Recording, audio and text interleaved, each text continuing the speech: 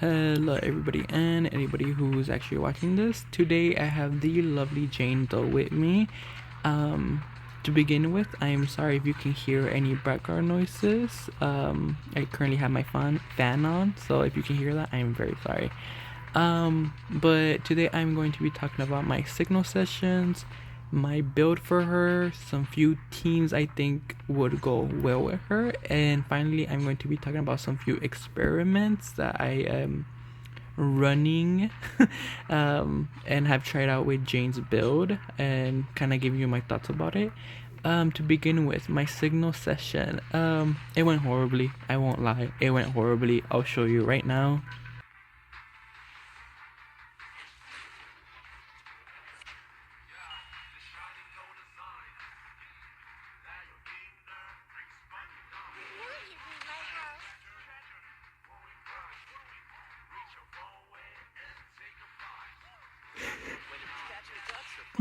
At least we got set. Yay! Dude, this honestly sucks. Finally. Bro, no, I want 5 S ranks for that.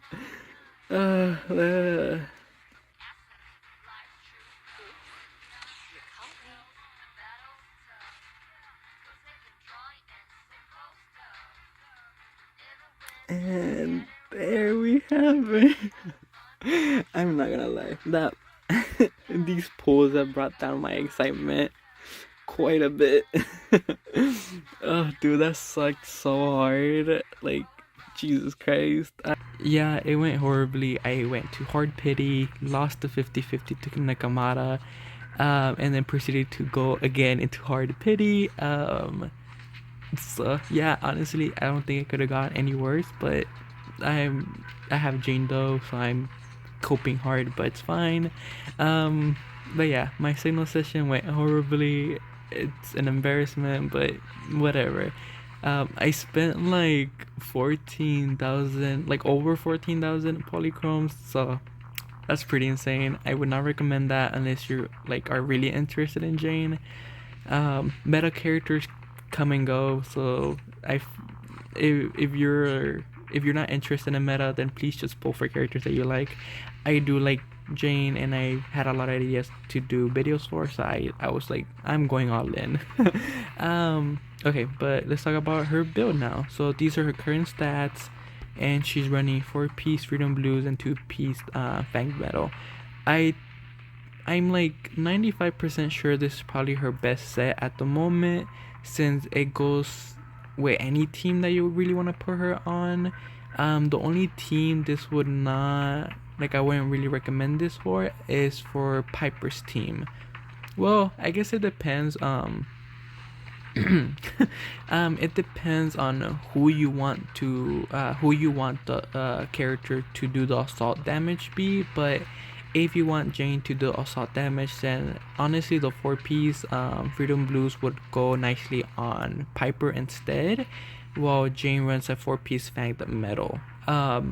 Since you only need one Freedom Blues on a character of the same attribute, so Piper can be that character.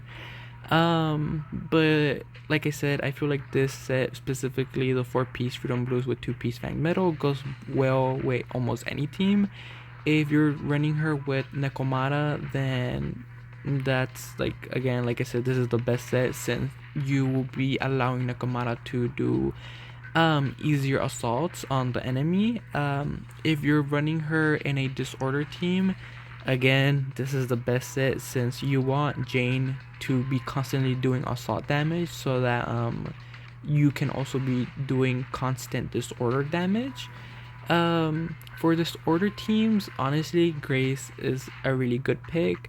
I don't know why people want to say that it's like not a good choice if like Hoyoverse themselves like clearly want Jane to be in a disorder team. I'm not saying Grace is the best, because currently there is another upcoming anomaly character, which is gonna be a limited S rank, which is clearly going to be better than Grace.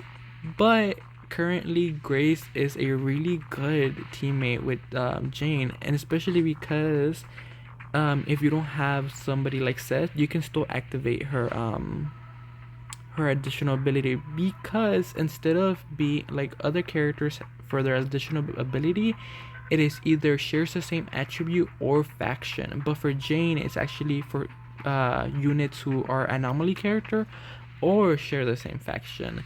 So Grace can still activate her additional ability.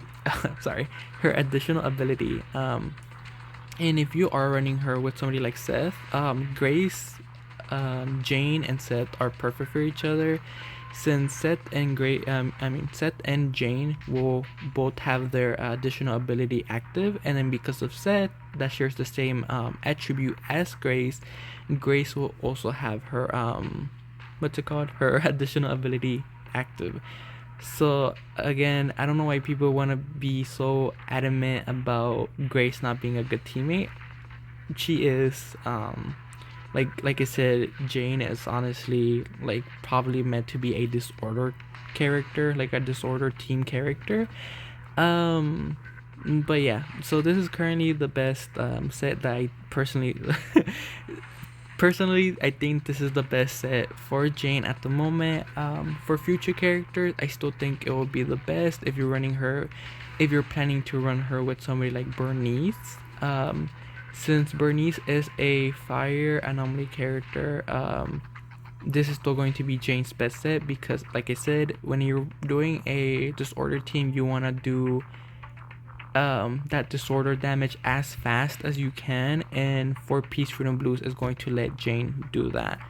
And then for Bernice teams, I honestly still think Seth is still gonna be really good. If you don't have Seth and you're like, I don't want to pull for Seth, like I want to save for Bernice, then Lucy, honestly Lucy will probably be a really like Bernice, Jane, and Lucy will probably be an extremely like popular team, since like I said, Jane can get her additional ability with an anomaly character. Thanks to Bernice, she'll still be able to get that, while Bernice and Lucy will activate each other's additional ability, because they are from the same faction, I'm pretty sure, and the same attribute. So, and Lucy is just a good anomaly support since she gives attack. So I feel like Bernice, Jane, and Lucy is going to be a very, very popular team, like popular disorder team. But yeah, so that is, I'm pretty sure that's it for teams and my like basic build currently. Okay, now I'm going to be talking about the experiments I've been running with her build. If you paid attention to her base stats, I'm sure you've noticed a little peaking stat that shouldn't be like that. So her 6th disc is of course Anomaly Mastery, just gonna help you build up that physical attribute faster. Physical damage bonus for her 5th disc, and Freedom Blues. I mean, for her 4th disc, it's crit damage. You might be asking why. It's mostly due to her core passive. Because of her core passive, her assaults can crit, which made my brain think that maybe crit damage Jane can be real and can hurt you. Because in Hoyoverse games they use certain language, and in here they say with a base crit rate of 31% and crit damage of 50%. Meaning, at least to me, again, I could be wrong, so please take everything that I say with a grain of salt. But in my brain, that made me think that her personal crit damage can affect the crit damage of her assaults. So I decided that I wanted to try that out. Since, like I said, in other Hoyoverse games, like in Honkai Star Rail with Robin's ultimate, it says that it has a fixed crit damage and crit rate. So with them saying base, it made me think that it can be affected. So I wanted to try out a crit damage Jane. And so I will be showing you right now how that run went.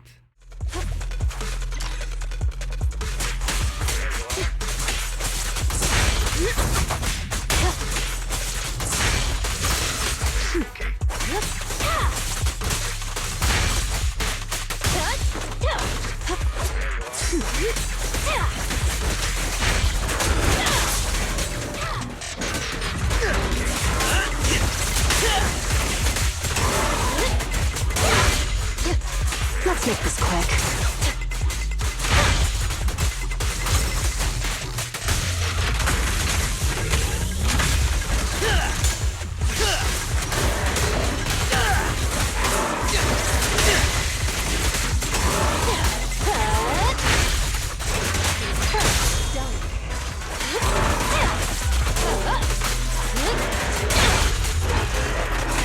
The final act begins now.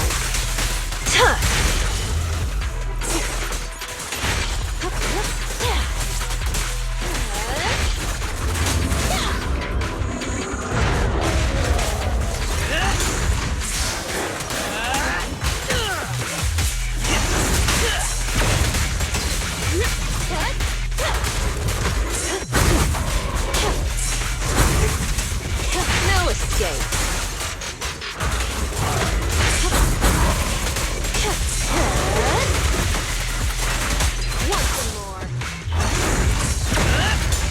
I'll bring you to justice myself.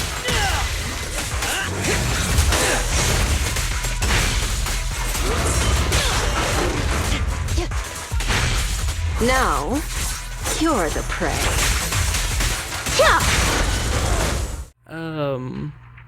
I won't give my full thoughts right now because I'm going to show you something different. But I think it went pretty well. And honestly, her anomaly proficiency isn't terrible, especially with Weeping Gemini that gives like 120. Well, currently mine gives a little bit more than that because I have it at 2 stars. But with no stars, it still gives like 120 anomaly proficiency if you like do it right, which I won't claim I did do it right. I'm not an expert. Like I said, I'm not an expert. I'm not incredible at this game, so there can be a lot of errors and stuff like that. But for both of the runs the second run that I'm going to show you, I did try to keep it very similar. Like I tried my best to keep it similar and make sure that there was no huge discrepancies between the showcases. But yeah, that's her damage with crit damage. Okay, this is her second build that looks like this. These are her stats. Of course, she has a lot more anomaly proficiency now. And these are her disc now with a Freedom Blues instead anomaly mastery. And wait a minute.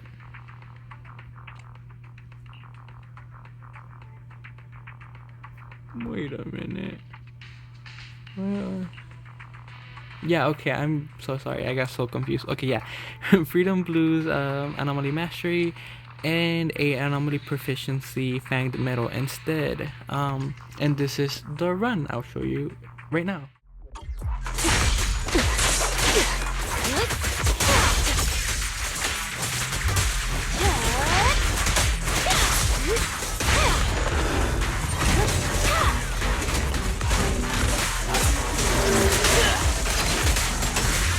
No escape.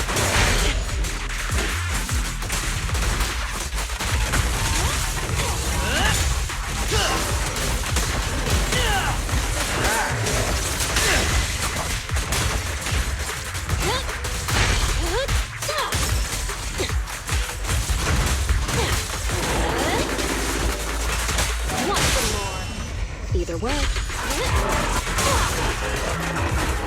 The final act begins now.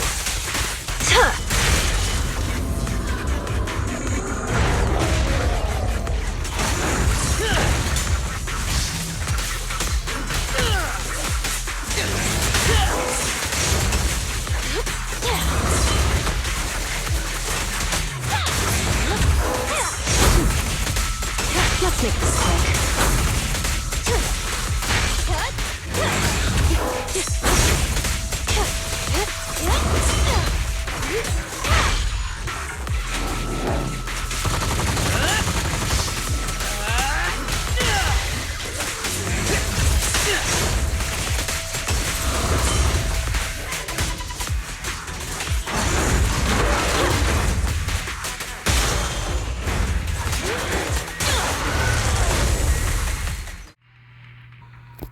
Okay, now that you've seen both of them, I can go a little bit more in deeper about my thoughts about this.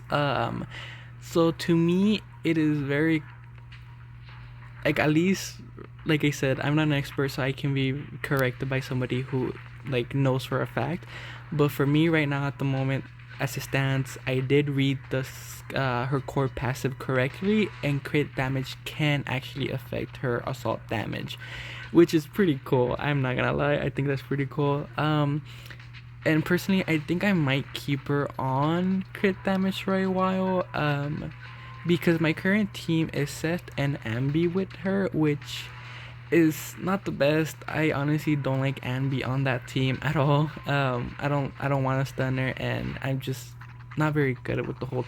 I'm just not good with the team.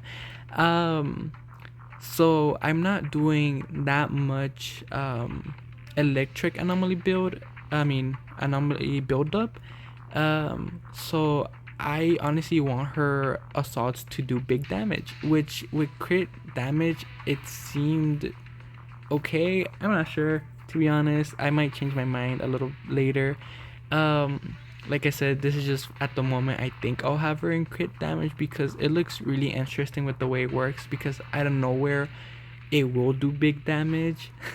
um but to be completely honest, if you just want a reliable build that gives you constant like huge numbers, and not only that, if you're specifically running her in a disorder team, then yeah, 100% always go with anomaly proficiency, because if you don't, then those disorder numbers are going to be significantly smaller, as you saw between the two. Like both of them did, both runs disorder damage happen, and clearly one was a lot bigger than the other. So like I said, if you're running her in a disorder team, which I kind of am, I just don't have a good like second electric unit that can also apply a lot of electric anomaly buildup. But yeah, if you're running her in a disorder team, then 100% always go with anomaly proficiency. Now, if you're like me who just likes doing dumb stuff, then you can totally go with the crit damage disc. Or if you're someone like me who had like a pretty good crit damage disc and doesn't have a anomaly proficiency disc on the same set that I need, then honestly crit damage is not a bad substitution for anomaly. It's not perfect, but it's not bad at all. If it's like pretty decent, like mine's that I think is pretty decent, that gives you like a good amount of anomaly proficiency, attack, and penetration, like I don't think it's a bad substitution for my anomaly proficiency, especially if your has like dog shit stats like mine, 3 defense percentage, come on. But yeah, if yours does not have like good substats, and you're like, I have a pretty good crit damage in the same like set that I'm trying to use, then like I said, honestly, not bad. Like the damage, like both of the runs were really similar. The damage, crit damage was 1 minute 53 seconds, and the anomaly one is 1 minute 43 seconds, I think. And that one I would to the anomaly side, I would add 3 to 5 seconds, because not only did I not record the beginning where I walk up the stairs and stuff like that, I also did not record like the first few hits towards the enemy. So I would add like 3 to 5 minutes. I mean, sorry, 3 to 5 seconds, which honestly even closes the gap even more. So both of them are actually weirdly really on pair with each other. But yeah, like I said, a anomaly will always on, since she is a anomaly unit, anomaly proficiency will always win, especially if you are running her with a um especially if you're running her with a disorder team. Like anomaly proficiency, no questions asked, would always be better.